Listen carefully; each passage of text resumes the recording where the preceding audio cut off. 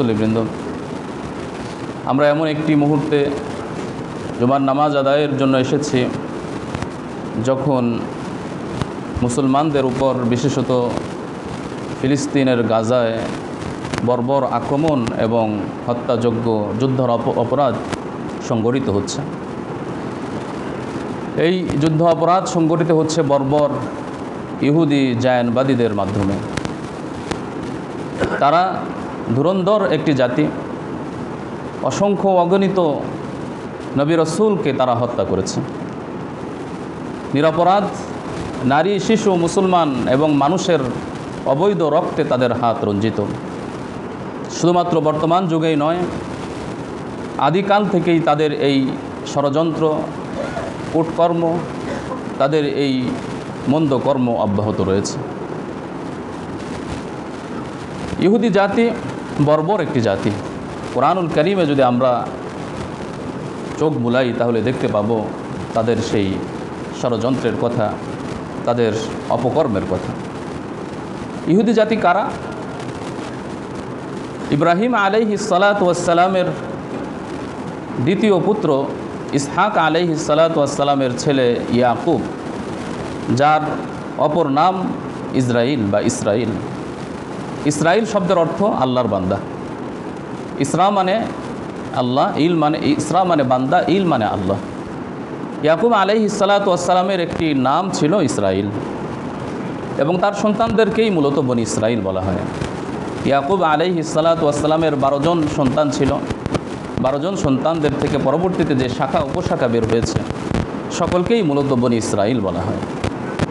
কিন্তু বনি ইসরাইলের একটি বিশেষ শাখা বা একটি বিশেষ দল, তারা নিজেদেরকে ইহুদি বলে পরিচয় দিতে থাকে। কারণ ইয়াকুব আলাইহিস সালাতু ওয়াস সালামের বড় ছেলের নাম ছিল ইহুদা বা ইহুদা। তার বংশধর থেকে যে সকল ব্যক্তিবর্গ এই পৃথিবীতে আগমন করেছে তাদেরকেই মূলত সেই বড় ছেলে ইহুদার দিকে সম্পৃক্ত করে ইহুদি বলা হয় এবং ইহুদি হিসাবে তাদের পরিচিতি ঘটতে থাকে, পরিচিতি লাভ করতে থাকে। মূলত বনি ইসরাইলের একটি শাখা হচ্ছে ইহুদি, যদিও বর্তমানে সকলেই প্রায় ইহুদি হিসাবেই নিজেদেরকে পরিচয় দেয়। সম্মানিত মুসল্লিবৃন্দ, বর্তমান যুগে শুধুমাত্র ইহুদিদের এই অপকর্ম সংগঠিত হচ্ছে বিষয়টি এমন নয়। 1400 বছর আগে রাসূলুল্লাহ সাল্লাল্লাহু আলাইহি ওয়াসাল্লামের যুগে এবং আরও পূর্বে সূরা বনী ইসরাইল যদি আমরা পাঠ করি তাহলে আমরা জানতে পারব আরও আগ থেকে তাদের এই অপকর্ম, ষড়যন্ত্র, নির্যাতন, নিপীড়ন চলে আসছে। এটি নতুন কোনো বিষয় নয়। তবে কোরআনুল কারীমে শুধুমাত্র সূরাতুল বাকারাতেই 12টি বা তার থেকে ঊর্ধ্বে বেশি অপকর্ম এবং তাদের ষড়যন্ত্র, তাদের বিভিন্ন মন্দ কার্যকলাপের কথা উল্লেখ করা হয়েছে। তাদের উল্লেখযোগ্য মন্দ কার্যকলাপ বা ষড়যন্ত্র বা অপকর্ম হলো আল্লাহ রাব্বুল আলামিন মুসা আলাইহিস সালাতু ওয়াস সালামের মাধ্যমে যখন বনি ইসরাইলকে ফিরআউনের কবল থেকে নিষ্কৃতি প্রদান করলেন, তারা খুব অল্প সময়েই এই নিয়ামতের কথা ভুলে যায়। আল্লাহর এই নিয়ামতের কথা ভুলে গিয়ে তারা আল্লাহর সাথে শরীক সাব্যস্ত শুরু করে, শরীক সাব্যস্ত করতে থাকে এবং তারা বাছুর পূজা শুরু করে দেয়। মুসা আলাইহিস সালাতু ওয়াস সালাম তাদেরকে বলেছিলেন যে 40 দিন পর আল্লাহ তাআলা আমাকে তাওরাত দিবেন, আমি তুর পাহাড়ে যাচ্ছি, তোমরা 40 দিন অপেক্ষা করো, আল্লাহর পক্ষ থেকে তাওরাত তোমাদেরকে নিয়ে এসে দিব। কিন্তু তারা মুসা আলাইহিস সালাতু ওয়াস সালাম যখন তুর পাহাড়ে গমন করলেন, এরপরেই তারা গোবৎস পূজা শুরু করে দেয়, আল্লাহর সাথে শরীক সাব্যস্ত করে দেয়। অল্প সময়ের মধ্যেই তারা আল্লাহর এই নিয়ামতের কথা ভুলে যায়। আল্লাহ রাব্বুল আলামিন মুসা আলাইহিস সালাতু ওয়াস সালামের দোয়ার বরকতে তাদেরকে জান্নাতি খাবার, কুদরতি খাবার মান্না সালওয়া প্রদান করেছিলেন। মান্না হচ্ছে এক প্রকার শুভ্র মিষ্টি জাতীয় খাবার এবং সালওয়া হচ্ছে পাখির গোশত। আল্লাহ রাব্বুল আলামিন আসমান থেকে তাদের জন্য এই খাবারের ব্যবস্থা করেছিলেন।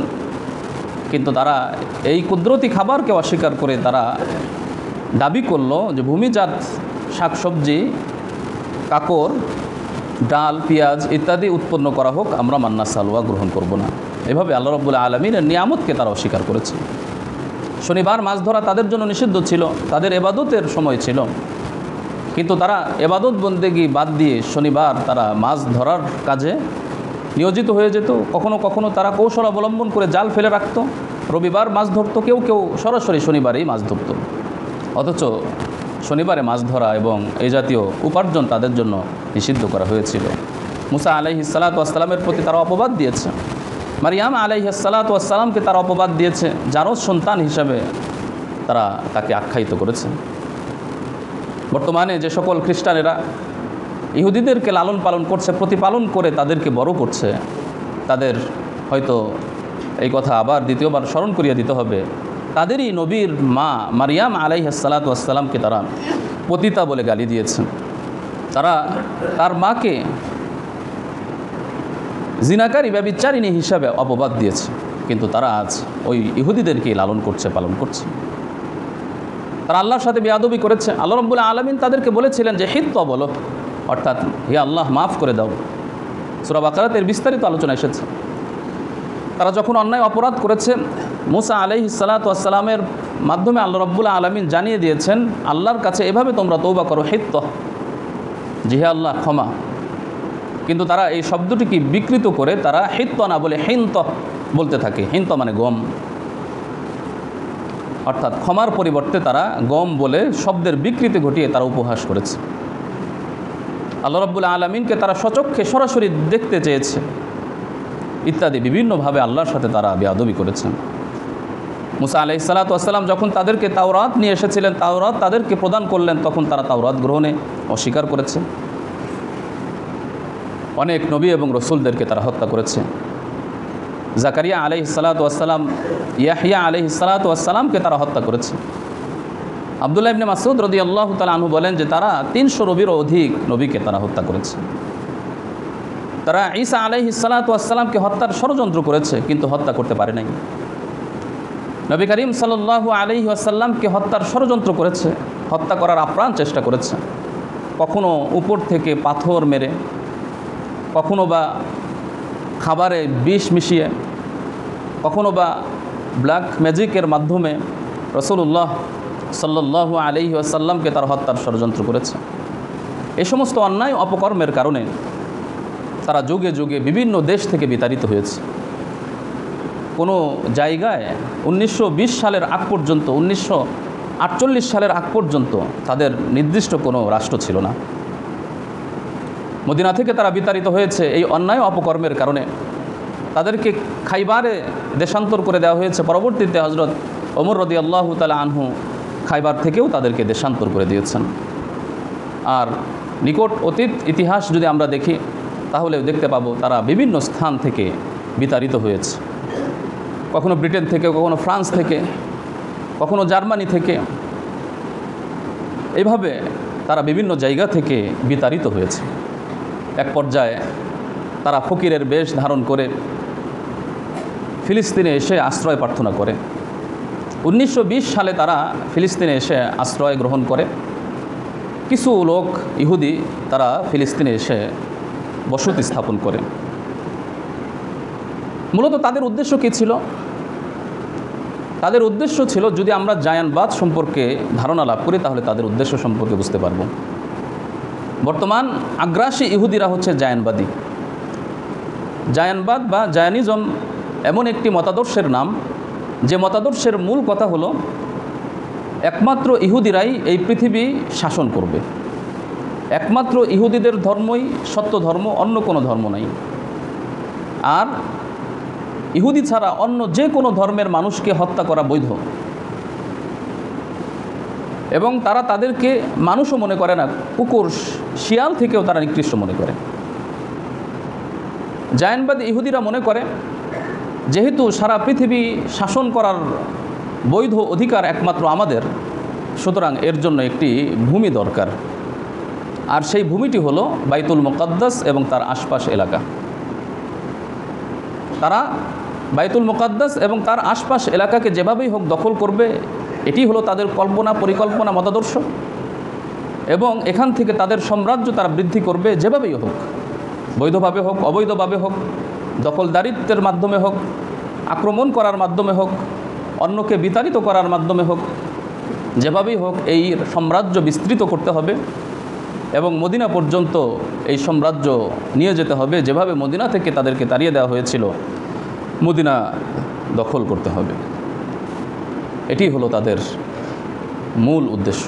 এজন্য তারা 1920 সালে ফিলিস্তিনে গিয়ে ফিলিস্তিনের মানুষদের কাছে কিছু সময়ের জন্য আশ্রয় নেয় এবং তাদের পরিকল্পনা অনুযায়ী সেখান থেকে তারা ভূমি ক্রয় করতে থাকে, জমিন ক্রয় করতে থাকে এবং মোটা মূল্যে অনেক টাকার বিনিময়ে তারা যখন স্থানীয় মুসলমানদের কাছে জমি ক্রয়ের আবেদন করে, তখন তারা মনে করেছে যে এত বিপুল মোটা অঙ্কের সম্পদ দিয়ে কখনোই আমরা এই জমিন বিক্রি করতে পারবো, এটা আমাদের জন্য মহা সুযোগ। তারা এভাবে জমিন বিক্রি করতে থাকে। 1920 সাল থেকে নিয়ে 1940 সাল পর্যন্ত তাদের এই ভূমি ক্রয়ের যেই পরিকল্পনা সেটি বাস্তবায়ন করতে থাকে। এরপর আমরা জানি 1948 সালে বেলফোর এর মাধ্যমে ব্রিটেন এবং তার সহযোগীদের মাধ্যমে ইসরায়েলি জারজ রাষ্ট্র প্রতিষ্ঠিত হয় এবং তারা জোর করে নিজেদের এই ভূমি যতটুকু তারা ক্রয় করেছিল ততটুকুই তারা রাষ্ট্র হিসাবে ঘোষণা দেয় এবং তাদের উদ্দেশ্য ছিল যে যেভাবেই হোক গ্রেটার ইসরায়েল তারা তৈরি করবে, এভাবে তাদের সাম্রাজ্য বৃদ্ধি করবে। 1948 সালে যখন ইসরায়েল রাষ্ট্র হিসাবে তারা ঘোষণা দেয়, পাশাপাশি তারা এই ঘোষণাও দেয় যে ফিলিস্তিন এটি কোনো বৈধ রাষ্ট্র না এবং এটিকে সামনে রেখেই তারা মূলত ইসরায়েলের বিভিন্ন অংশ তখন আর তারা ক্রয় করলো না, তখন তারা জবরদখল করতে থাকে, উৎপীড়ন করতে থাকে, আক্রমণ এবং নির্যাতন করতে করতে ইসরায়েলি ভূমি তারা দখল করতে থাকে। যাদেরকে আশ্রয় দেওয়া হয়েছিল তারাই ওই ভূমিকে তারা নিজেদের সম্পদ, নিজেদের ভূমি হিসাবে দাবি করে এবং যারা আদি আরবি মুসলিম তাদেরকে বিতাড়িত করতে থাকে। এভাবেই মূলত তাদের যাত্রা শুরু হয়। তবে সবচেয়ে বড় বিষয়টি হলো 1948 সালের পর থেকে বর্তমানে যে আমরা যুদ্ধ দেখতে পাচ্ছি সেটা তখন থেকেই বেশিরভাগ শুরু হয়েছে। যেভাবে হোক আক্রমণের মাধ্যমে, বিতাড়ন করার মাধ্যমে বিভিন্নভাবে তারা জমিন দখল করতে থাকে এবং তাদের বসতি স্থাপন করতে থাকে। তবে 1948 সাল থেকে নিয়ে সম্ভবত 1968 সাল পর্যন্ত তাদের এই আক্রমণ নির্যাতন অব্যাহত থাকে। কিন্তু বিগত 1-1.5 বছরে ইহুদিদের যে আক্রমণ, নির্যাতন, নিপীড়ন, অসহায় নিরপরাধ নারী এবং শিশুদের রক্তে তাদের হাত যেভাবে রঞ্জিত হয়েছে, তাদের মাধ্যমে যে যুদ্ধ অপরাধ সংগঠিত হয়েছে, এটা মনে হয় অতীতের তাদের দুষ্কর্ম, অপকর্ম, ষড়যন্ত্রের সব রেকর্ড ভেঙে দিয়েছে। শত্রু থাকবে, শত্রুর সম্মুখ সমরে যুদ্ধ হবে, সম্মুখ সমরে দেখা হবে, কিন্তু একটি জাতিকে ধ্বংস করার জন্য তারা যেভাবে উঠে পড়ে লেগেছে এবং তাদের মিত্র খ্রিস্টান এবং আমেরিকা যেভাবে তাদেরকে সহযোগিতা করছে, এটা সুস্পষ্টভাবে যুদ্ধ অপরাধ, মানবতা বিরোধী কাজকর্ম। আজকে আমরা দেখতে পাচ্ছি গাজায় মানুষ হাহাকার করছে, আত্মচিৎকারে গাজা ভারী হয়ে গিয়েছে, বোমার আঘাতে মুসলমানদের লাশ আকাশে উঠছে। আমরা দেখতে পাচ্ছি যেখানেই মানুষের স্পন্দন, মানুষের নড়াচড়া, সেখানেই গুলি করা হচ্ছে এবং তাদেরকে শহীদ করা হচ্ছে। আফসোস এবং আক্ষেপের বিষয় হলো মুসলমানদের 57টি দেশ নীরব দর্শকের ভূমিকা পালন করছে, কেউ কোনো প্রতিবাদ করছে না। সকলেই নিজ স্বার্থ রক্ষার জন্য মুসলমান ভাইয়ের পাশে দাঁড়াচ্ছে না। অথচ এহেন মুহূর্তে সমস্ত মুসলমানদের দায়িত্ব হচ্ছে নির্যাতিত মুসলমানের পাশে থাকা। শক্তিধর রাষ্ট্রের দায়িত্ব হচ্ছে প্রতিবাদ করা এবং তাদের এই সকল নির্যাতন থেকে তাদেরকে রক্ষা করা। এটি ছিল আমাদের কর্তব্য, দায়িত্ব। কিন্তু আফসোস এবং আক্ষেপের বিষয় হলো আমরা এই সকল দায়িত্ব ভুলে গিয়েছি। তো সুতরাং আমাদের কি দায়িত্ব এই অবস্থায়? এই অবস্থায় আমাদের সবচেয়ে প্রধান দায়িত্ব হলো, যদি শক্তি থাকে, সামর্থ্য থাকে, সে অবস্থা থাকে, অবশ্যই জিহাদ করতে হবে, লড়াই করতে হবে। জিহাদ এবং লড়াইয়ের মাধ্যমেই মূলত নির্যাতনের জবাব দিতে হবে। আল্লাহ সুবহানাহু ওয়া তাআলা সূরাতুন নিসার ৭৫ এবং ৭৬ নম্বর আয়াতে ইরশাদ করেন, ওয়া মা লাকুম লা তুকাতিলুনা ফি সাবিলিল্লাহ, তোমাদের কি হলো যে তোমরা আল্লাহর রাস্তায় জিহাদ করছো না, লড়াই করছো না। ওয়াল মুস্তাদআফিনা মিনার রিজালি ওয়ান নিসাই ওয়াল বিলদানিল্লাযিনা ইয়াকুলুন, অথচ অসহায় নারী, পুরুষ, শিশুরা তারা আল্লাহর কাছে কায় মনোবাক্যে রোনাজারি করে, কান্নাকাটি করে তারা আল্লাহর কাছে দোয়া করছে, রব্বানা আখরিজনা মিন হাদিহিল ক্বরয়াতিজ যালিমি আহলুহা, হে আমাদের রব, আপনি আমাদেরকে এই নির্যাতিত জনপদ থেকে, এই নির্যাতনকারী যার অধিবাসীরা আমাদেরকে নির্যাতন করছে, এই জনপদ থেকে আমাদেরকে বের করার ব্যবস্থা করে দিন। তারা দোয়া করছে। আল্লাহ রাব্বুল আলামিন বলছেন, তোমরা কেন তাদের পক্ষ হয়ে লড়াই করছো না?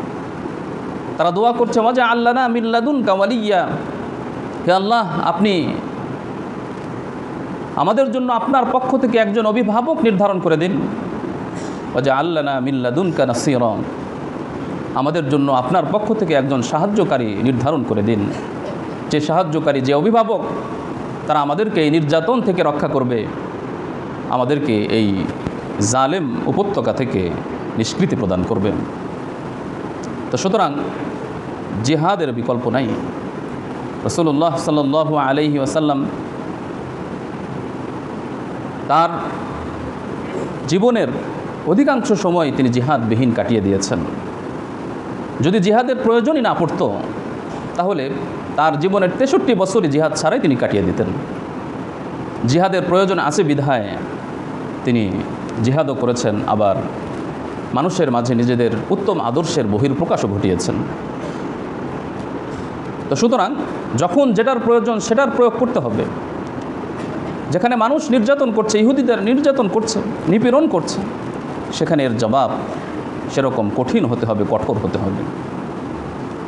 রাসূলুল্লাহ সাল্লাল্লাহু আলাইহি ওয়াসাল্লাম বলেন, আফজালুল জিহাদ মান জাহাদাল মুশরিকিনা বিমালিহি ওয়া নাফসিহি, উত্তম জিহাদ হলো যে ব্যক্তি মুশরিক এবং অন্যায়কারী তাদের বিরুদ্ধে জিহাদ করে, বিমালিহি, নিজের মাল দিয়ে, ওয়া নাফসিহি, এবং নিজের জান দিয়ে।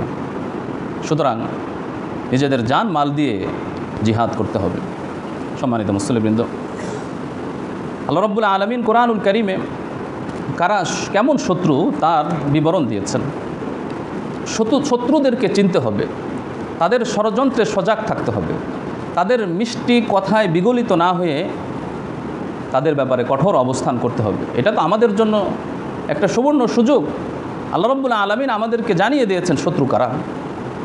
আমাদেরকে বেধা বিভিন্নভাবে কৌশল অবলম্বন করে বা তথ্য নিয়ে কারা শত্রু সেটি নির্ধারণ করার প্রয়োজন পড়ে নাই, আল্লাহ রাব্বুল আলামিনই জানিয়ে দিয়েছেন। সূরাতুল মায়েদার 82 নম্বর আয়াতে আল্লাহ তাআলা বলেন, লাতাজিদান্না আশাদ্দান নাস আদাওয়াতাল লিল্লাযিনা আমানুল ইয়াহুদ ওয়াল্লাযিনা আশরাকু, মুসলমানদের প্রধান 3টি শত্রু, তিন শ্রেণীর শত্রু। এর মধ্যে 2 প্রকার শত্রু আছে, তারা প্রবল শত্রু, কঠিন শত্রু, আর এক প্রকার শত্রু আছে তুলনামূলক নম্র, ততটুকু তারা প্রকাশ করে না, কিন্তু তারাও শত্রু। আল্লাহ রাব্বুল আলামিন বলেন, লা তাজিদান্না আশাদ্দান নাস আদাওয়া, হে নবী, আপনি মানুষদের মধ্যে সবচেয়ে কঠিন শত্রু হিসাবে তাদেরকে পাবেন মুসলিমদের জন্য আল ইয়াহুদ, যারা ইহুদি, ওয়াল্লাযিনা আশরাকু, এবং যারা মুশরিক, অর্থাৎ যারা আল্লাহর সাথে প্রতিমা পূজার মাধ্যমে সরাসরি শিরিক করে। এই 2 প্রকার 2 শ্রেণীর মানুষ হলো মুসলমানদের কঠিন শত্রু। ওয়ালা তাজিদান্না আকরাবাহুম মাওয়াদ্দাতাল লিল্লাযিনা আমানুল্লাযিনা ক্বালু ইন্না নাসারা, আর তুলনামূলক আপনি নম্র পাবেন যারা নিজেদেরকে বলে আমরা নাসারা, খ্রিস্টানরা সরাসরি শত্রুতা প্রকাশ করে না, কিন্তু তারাও শত্রু। তো সুতরাং শত্রুদেরকে চিনতে হবে এবং তাদের সাথে সৌজন্যতা বজায় রাখতে হবে এবং তাদের কথা কাজে কোনো রকম সন্দেহ হলে সতর্ক থাকতে হবে। এজন্যই কোরআন এবং হাদিসে আল্লাহ রাব্বুল আলামিন ইহুদি, খ্রিস্টান এবং মুশরিকদের সাথে অন্তরঙ্গ বন্ধুত্ব স্থাপন করতে নিষেধ করেছেন। তাদের সাথে সৌজন্যতা বজায় রাখা হবে যারা নিরীহ, পক্ষান্তরে যারা সরাসরি আক্রমণ করে, নির্যাতন করে, নিপীড়ন করে, তাদের সাথে নম্রতাও বজায় রাখা যাবে না, সৌজন্যতা বজায়ও রাখা যাবে না।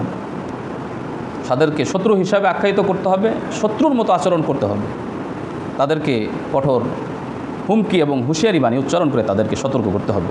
এটি আমাদের কর্তব্য। কিন্তু আফসোসের বিষয়, মুসলমানদের 57টি দেশের রাষ্ট্রপ্রধান এবং তাদের অধিকাংশ জনগণ দুনিয়ার মোহে নিমজ্জিত। তারা মৃত্যুর ভয়ে তারা ভীত, যার কারণে আজকে তার প্রতিবাদটুকু করতে পারছে না। রাসূলুল্লাহ সাল্লাল্লাহু আলাইহি ওয়াসাল্লাম আগেই বলে গিয়েছেন, মুসলমানদের মধ্য থেকে দুটি বিষয় যদি দূর হয়ে যায় তাহলে মুসলমানরা শক্তিশালী হবে। আবু দাউদের 4297 নম্বর হাদিস, রাসূলুল্লাহ সাল্লাল্লাহু আলাইহি ওয়াসাল্লামের একটি হাদিস বর্ণনা করেছেন সাওবান রাদিয়াল্লাহু তাআলা আনহু। রাসূলুল্লাহ সাল্লাল্লাহু আলাইহি ওয়াসাল্লাম বলেন, ইউশিকুল উমাম, অচিরেই এমন একটি সময় আসবে সমস্ত জাতি মুসলমানদের বিরুদ্ধে একে অপরকে ডাকবে, যেভাবে খাবার সামনে থাকলে তোমরা একে অপরকে ডাকো খাবার গ্রহণ করার জন্য, সকলেই মিলে যেভাবে চতুর্দিকে তোমরা বসে যাও খাবারকে কেন্দ্র করে, এমন একটি সময় আসবে মুসলমানদেরকে ধ্বংস করার জন্য সমস্ত জাতি একে অপরকে ডাকবে। বর্তমানে আমরা তা দেখতে পাচ্ছি। ইহুদি না খ্রিস্টান না কোনো অন্য কোনো ধর্মাবলম্বী মুশরিক কেউ মুসলমানদের পক্ষে কথা বলে না। তারা সরাসরি মুসলমানদের বিপক্ষে কথা বলে। মুসলমানদের ব্যাপারে তারা কোনো ভয় করে না, তাদের মুসলমানদের ব্যাপারে কোনো আতঙ্কও কাজ করে না। এর কারণ রাসূলুল্লাহ সাল্লাল্লাহু আলাইহি ওয়াসাল্লাম এই হাদিসে বলে গিয়েছেন। রাসূলুল্লাহ সাল্লাল্লাহু আলাইহি ওয়াসাল্লাম বলেন, ফাকালা কাইলুন ওয়া মিন কিল্লাতিন ওয়া মিন কিল্লাতিন নাহনু ইয়াউমা ইযিন। এক ব্যক্তি বললেন যে, হে আল্লাহর রাসূল, এই অবস্থা আমাদের কেন হবে? আমাদের সংখ্যা কম হবে, আমাদের সৈন্য সামন্ত কম হবে, এজন্য কি অবস্থা হবে? রাসূলুল্লাহ সাল্লাল্লাহু আলাইহি ওয়াসাল্লাম বললেন, না, তোমরা সেই দিবসে অনেক হবে, তোমাদের সংখ্যা বর্তমান যুগের সংখ্যা থেকে অনেক বেশি হবে। ওয়ালাকিন্নাকুম গুসাউন কা গুসাইস সাইল, কিন্তু তোমাদের অবস্থা হবে স্রোতে ভেসে যাওয়া খড়কুটার ন্যায়, আবর্জনার ন্যায়। দেখতে মনে হবে নিচে মাটি আছে, কিন্তু প্রকৃতপক্ষে নিচে মাটি নাই। তোমাদের ব্যাপারে ভয় এবং আতঙ্ক শত্রুদের অন্তর থেকে দূর করে দেওয়া হবে এবং তোমাদের অন্তরে আল্লাহ রাব্বুল আলামিন ওয়াহান তৈরি করে দিবেন।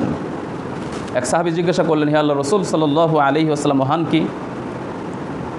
তখন রাসূলুল্লাহ সাল্লাল্লাহু আলাইহি ওয়াসাল্লাম বললেন, ওয়াহান হলো হুব্বুদ দুনিয়া, দুনিয়ার ভালোবাসা, দুনিয়ার মোহ, প্রাচুর্যের মোহ, দুনিয়ার প্রতি লোভ লালসা, ক্ষমতার লোভ লালসা। একটা হুঙ্কার দিলে যদি কর্তৃত্ব চলে যায়, শাসন চলে যায়, যদি ক্ষমতা কেড়ে নেয়, এই দুনিয়ার লোভ, শাসনের লোভ, ক্ষমতার লোভ।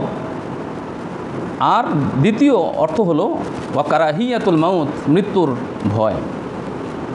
মুসলমানদের অন্তরে যতক্ষণ পর্যন্ত এই দুইটা জিনিস থাকবে ততক্ষণ পর্যন্ত তারা শক্তিশালী হতে পারবে না।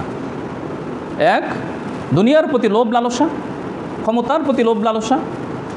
দুই, মৃত্যুর প্রতি ভয়। হায়, না জানে মৃত্যু এসে যায়, মৃত্যু হয়ে গেলে কি হবে, আমার কি হবে, আমার সন্তানদের কি হবে, আমার পরিবারের কি হবে। অথচ আল্লাহ রাব্বুল আলামিন বলে গিয়েছেন যে মৃত্যু আসবে, সকলকেই মৃত্যুবরণ করতে হবে, মৃত্যুর স্বাদ নিতে হবে।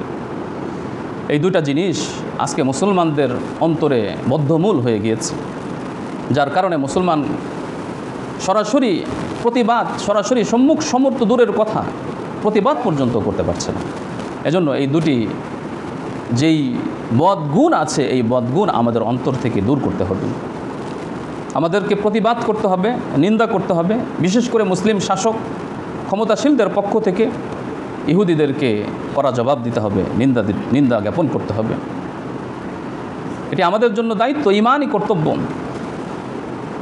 আর যারা সেখানে প্রতিবাদ করছে, যুদ্ধ করছে, নিজেদের হক অধিকার পাওয়ার জন্য যারা প্রতিবাদ করছে, তাদের সরাসরি সামনে থেকে লড়াই করছে, জিহাদ করছে, তাদেরকে সহযোগিতা করতে হবে। তাদেরকে আর্থিকভাবে সহযোগিতা করার চেষ্টা করতে হবে। তাদের খাবার দিয়ে তাদেরকে কষ্ট দেওয়া হচ্ছে। ইদানিং ঘোষণা দেওয়া হয়েছে একটি গমের দানাও সেখানে ঢুকতে দেওয়া হবে না। তাদেরকে খাদ্য দিয়ে, পানি দিয়ে তাদেরকে চিকিৎসা থেকে মাহরুম এবং বঞ্চিত করে তাদেরকে ধ্বংস করার ষড়যন্ত্র করা হচ্ছে। এজন্য যতটুকু সম্ভব তাদেরকে আর্থিকভাবে সহযোগিতা করতে হবে। এটার যদি বৈধ কোনো সোর্স থাকে তাহলে সেভাবে তাদেরকে সাহায্য করতে হবে। এই অবস্থায় আমাদের নিজেদের যাকাতও আমরা দিতে পারবো, আমরা এইভাবে তাদেরকে সাহায্য করব। পাশাপাশি শত্রু এবং ইহুদিদের অর্থনৈতিকভাবে দুর্বল করার চেষ্টা করতে হবে, অর্থনৈতিক অবরোধ আরোপ করতে হবে, বিশেষ করে ইহুদি খ্রিস্টানদের পণ্য বয়কট করতে হবে, তাদের অর্থনৈতিক মেরুদণ্ড ভেঙে দিতে হবে। নবীজি রাসূলুল্লাহ সাল্লাল্লাহু আলাইহি ওয়াসাল্লাম বদর যুদ্ধ কেন সংঘটিত হয়েছিল? কারণ যখন তিনি জানতে পারলেন যে মক্কার এক বাণিজ্যিক কাফেলা তারা বাণিজ্য করে তারা আরও শক্তিশালী হচ্ছে, তখনই রাসূলুল্লাহ সাল্লাল্লাহু আলাইহি ওয়াসাল্লাম সেই আবু সুফিয়ানের বাণিজ্যিক কাফেলার উপর আক্রমণ করার সিদ্ধান্ত নেন, কোনোভাবেই যেন তারা অর্থনৈতিকভাবে স্বাবলম্বী না হতে পারে। তাহলে বোঝা গেল অর্থনৈতিকভাবে শক্তিশালী হওয়া এটা মুসলমানদের বিপদের কারণ।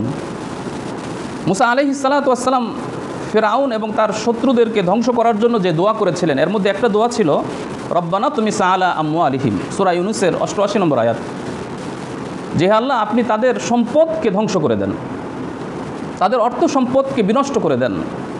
এভাবে তারা যদি অর্থনৈতিকভাবে দুর্বল হয়ে যায় তাহলে আমাদের উপর তারা নির্যাতন করতে পারবে না। সুতরাং আমরা জেহাদ করতে পারছি না, টাকা দিতে পারছি না, তারা যেভাবে সরাসরি নিজেদের জান মাল, নিজেদের পরিবার পরিজনকে বিসর্জন দিয়ে তারা যেভাবে প্রতিবাদ করছে, আমরা সেভাবে প্রতিবাদ করতে পারছি না। আমরা কি এতটুকু প্রতিবাদ করতে পারবো না যে কোকাকোলা, 7 আপ বা এই জাতীয় যে সকল পণ্য খুব আয়েশ করে চুমুক দিয়ে খেতাম, এখন আমরা খাবো না? খেতে নিষেধ করছি না, বিকল্প পণ্য আছে, এভাবেও কি আমরা প্রতিবাদ করতে পারি না? এখনও বিভিন্ন ভাষায় আমরা দেখতে পাই, বিভিন্ন ঘরে দেখতে পাই ইহুদি খ্রিস্টানদের পণ্য দিয়ে ভরা। মুসলমানদের ভাইয়ের প্রতি এতটুকু কি সৌহার্দ্য এবং তাদের এই কষ্টে সমবেদনা কি আমরা প্রকাশ করতে পারি না? আজ থেকে আমরা প্রতিজ্ঞা গ্রহণ করি, কোনো ইহুদি পণ্য, কোনো খ্রিস্টান পণ্য, যে খ্রিস্টানরা ইহুদিদেরকে সরাসরি প্রকাশ্যে সহযোগিতা করছে, ঘোষণা দিচ্ছে, তাদের পণ্য কেন আমরা ব্যবহার করি? আমরা বাংলাদেশি পণ্য ব্যবহার করি, বাংলাদেশকে আমরা উন্নয়ন করার চেষ্টা করি। আমরা দোয়া করি, দোয়া মুসলমানদের একটি অস্ত্র। এত মুসলমান আমরা সবাই কি ব্যক্তিগতভাবে তাদের জন্য দোয়া করেছি? অনেকেই আছে হয়তো সমষ্টিগতভাবে দোয়া করেছি, ব্যক্তিগতভাবে আমরা তাদের জন্য দোয়া করে আমাদের অস্ত্র প্রবাহিত করব। আজ থেকে এমন কোনো মুহূর্ত থাকবে না, এমন কোনো দোয়া থাকবে না যে তাদের জন্য আমরা দোয়া ছেড়ে দিব। সব সময় তাদের জন্য দোয়া অব্যাহত রাখবো। আমাদের মনে রাখতে হবে, দোয়া তাকদীরকে পরিবর্তন করে দেয়। দোয়া মুসলমানের অস্ত্র, দোয়া মুসলমানের অট্টালিকা। সুতরাং এই দোয়ার মাধ্যমে হলেও আমরা তাদের সহযোগিতা করার চেষ্টা করব। মনে রাখতে হবে, বাইতুল মুকাদ্দাস ফিলিস্তিন কখনোই শত্রুদের হাতে যাবে না। কিয়ামতের অন্যতম বড় একটি আলামত কি জানেন? বাইতুল মুকাদ্দাসের বিজয়। মুসলমানরা বাইতুল মুকাদ্দাস বিজয় করবে। আর রাসূলুল্লাহ সাল্লাল্লাহু আলাইহি ওয়াসাল্লাম বলে গিয়েছেন, বাইতুল মুকাদ্দাস এবং তার আশপাশে এমন একটি মুজাহিদ বাহিনী কিয়ামত পর্যন্ত থাকবে, তারা সব সময় তাদের বিরুদ্ধে লড়াই করতে থাকবে। এক পর্যায়ে কিয়ামত এসে যাবে। অতএব যতই ইহুদিরা তোড়জোড় করুক, হুঙ্কার দিক, এটা মুসলমানদেরই থাকবে। কারণ বাইতুল মুকাদ্দাসই হবে হাসরের ময়দান, মুসলমানদের হাতছাড়া হবে না। মাঝখান থেকে আমরা পরীক্ষার সম্মুখীন হয়েছি, আমরা এই পরীক্ষায় কতটুকু উত্তীর্ণ হতে পারি আল্লাহ তাআলা দেখতে চান। আমরা যেন আমাদের পরীক্ষায় উত্তীর্ণ হতে পারি সেই চেষ্টা অব্যাহত রাখতে হবে। আল্লাহ তাআলা আমাদেরকে কবুল করুন, আমিন। যারা নামাজ পড়েনি কাতার